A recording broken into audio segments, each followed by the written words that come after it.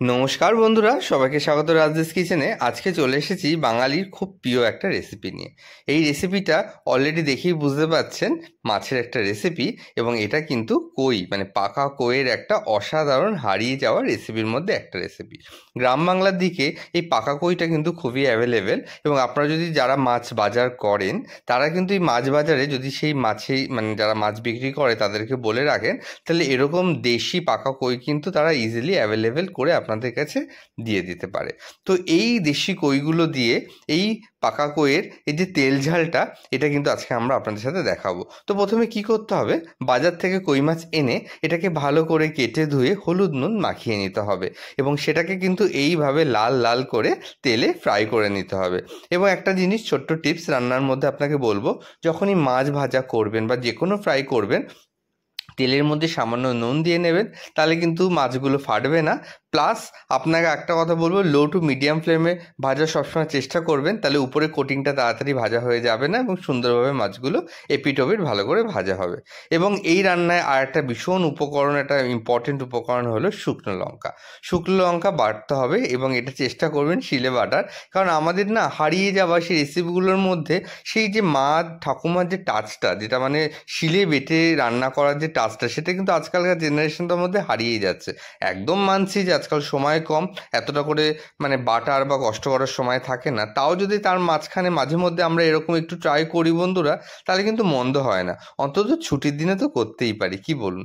তারপরে কি করতে হবে, বাটা মশলাটাকে করে নেওয়ার পরে তেলের মধ্যে আপনাকে একটু জিরে ফোড়ন দিয়ে নিতে হবে এবং আপনারা যে যেমন আলু খেতে ভালোবাসেন সেই ওয়াইজ কিন্তু আপনার পরিমাণে আলুটা দিয়ে নিতে হবে। এক্ষেত্রে আলুটা এক পিস কিন্তু মাছের সাথে পাতে পড়লে ব্যাপারটা কিন্তু বেশ মন্দ হয় না। আমরা বাঙালি এবং আলুর সাথে আমাদের কিন্তু একটা টান আলাদা থেকেই গেছে। দেখুন, জিরেটাকে আমরা ফোড়ন দেওয়ার পরে আমরা আলুটাকে ভালো করে তেলের মধ্যে ভেজে নিচ্ছি এবং এপিট ওপিট করে আমরা আলুটাকে ভেজে নেবো।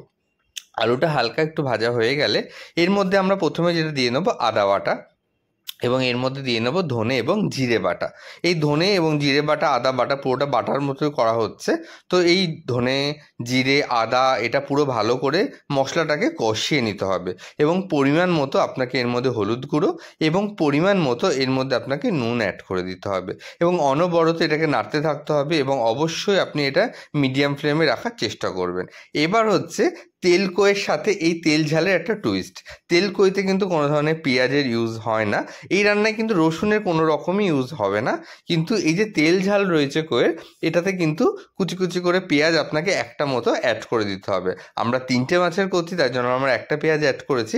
আপনারা যদি এর থেকে বেশি করেন তাহলে মশলার পরিমাণটা বাড়িয়ে বা কমিয়ে নেবেন। দেখুন, আমরা এর মধ্যে কিন্তু আবার পরিমাণ মতো একটু নুন এবং কাঁচা লঙ্কা অ্যাড করে দিয়েছি। এই রান্নাটা কিন্তু একটু ঝাল ঝাল হবে, কিন্তু একটু স্পাইসি। তো এই রান্নায় কিন্তু শুকনো লঙ্কা বাটা প্লাস কাঁচা লঙ্কা দুটো ইউজ হবে বন্ধুরা। তো আপনারা ঝাল যে যেমন খেতে ভালোবাসেন সেই ওয়াইজে কিন্তু ঝালের পরিমাণটা বাড়িয়ে বা কমিয়ে নেবেন। এবার দেখুন, আমরা বাটা যে শুকনো লঙ্কার পেস্টটা ছিল সেটা আমরা এর মধ্যে অ্যাড করে নিয়েছি এবং সমস্ত মশলা মানে আদা, জিরে, ধনে, কাঁচা লঙ্কা, পেঁয়াজ, সমস্ত কিছু আমরা ভালো করে মশলাটাকে কিন্তু অনবরত নেড়ে কষাতে থাকবো যতক্ষণ না মশলাটা ভালো করে কষে যায়, মশলার কাঁচা যে গন্ধটা সেটা চলে যায় এবং মশলা থেকে সুন্দরভাবে একটা তেল রিলিজ করে। যতক্ষণ না তেল রিলিজ করবে ততক্ষণ ভাববেন যে মশলাটা কিন্তু ভালো মতো কষানো হয়নি। এটা কিন্তু একটা টিপস, যে অনেকেই ভাবেন যে মশলাটা কী করে কষা হয়ে গেছে আমরা বুঝতে পারবো। তো যারা রেগুলার রান্না করে তারা তো খুব ইজিলি বুঝে যায়, কিন্তু যারা ধরুন ব্যাচেলার রয়েছে, যারা মেসে থাকে বা যারা শখ করে 1-2 দিনের জন্য রান্না করছে, তাদের জন্য এই টিপসটা, যে মশলা থেকে যখনই দেখবেন একটু তেল ছেড়ে দিয়েছে তখনই ভাববেন কিন্তু মশলাটা আপনার ভালো মতো কষানো হয়ে গেছে। এরপরে আমরা রঙের জন্য আপনার এর মধ্যে অ্যাড করলাম কাশ্মীরি লঙ্কার গুঁড়ো। কাশ্মীরি লঙ্কার গুঁড়ো পুরোটাই অপশনাল বন্ধুরা, এটা কিন্তু দিলে একটা খুব সুন্দর একটা কালার হয়ে যায় এবং দেখতে বেশ ইয়ামি ইয়ামি স্পাইসি লাগে। তো এক্ষেত্রে যদি আপনারা যারা কেউ ওই কালারটা পছন্দ না করেন, কাশ্মীরি লঙ্কার গুঁড়োটা স্কিপ করতে পারেন।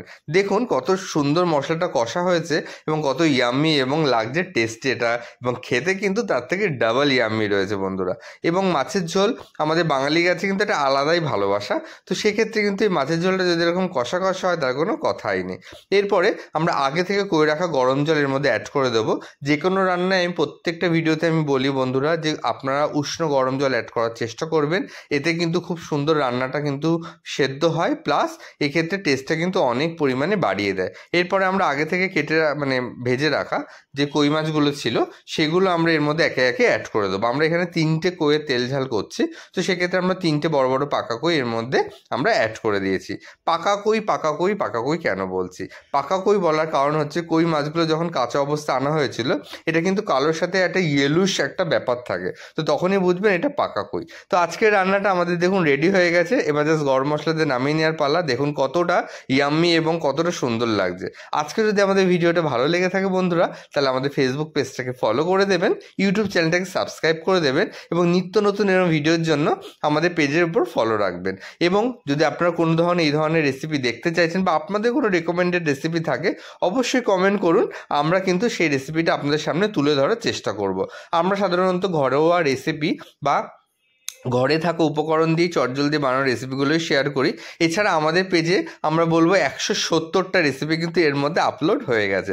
তো অবশ্যই চেক আউট করুন রেসিপিগুলো, ভালো লাগলে কমেন্ট করুন এবং এইভাবে প্রচণ্ড ভালোবাসা দিচ্ছেন, প্রচণ্ড সাপোর্ট দিচ্ছেন। আপনাদের এই সাপোর্ট আর ভালোবাসার জন্য আমরা কিন্তু অনেক উৎসাহ পাই আগামী দিনে আরও নতুন নতুন ভিডিও আপনাদের সামনে তুলে ধরার জন্য। তো আজকে ভিডিওটা বন্ধুরা এই পর্যন্তই। প্রচণ্ড বাইরে গরম পড়েছে, তো গরমের জন্য কিন্তু প্রচণ্ড জল খেতে হবে, জল না খেলে কিন্তু সুস্থ থাকা যাবে না। তো সুস্থ না থাকলে কিন্তু লাইফে ভালো থাকা কিন্তু একদমই যায় না বন্ধুরা। তো গরমের সময় মাঝে মধ্যে এরকম ছুটির দিনে স্পাইসি খাবার খান এবং চেষ্টা করুন সাদা মাটা নর্মাল খাবার খেয়ে শরীরটাকে ভালো রাখার, কারণ নিজে ভালো রাখবেন তো অন্যকে ভালো রাখতে পারবেন। পরবর্তীকালে দেখা হবে অন্য কোনো ভিডিও নিয়ে অন্য কোনো সময়। আজকে এই পর্যন্ত।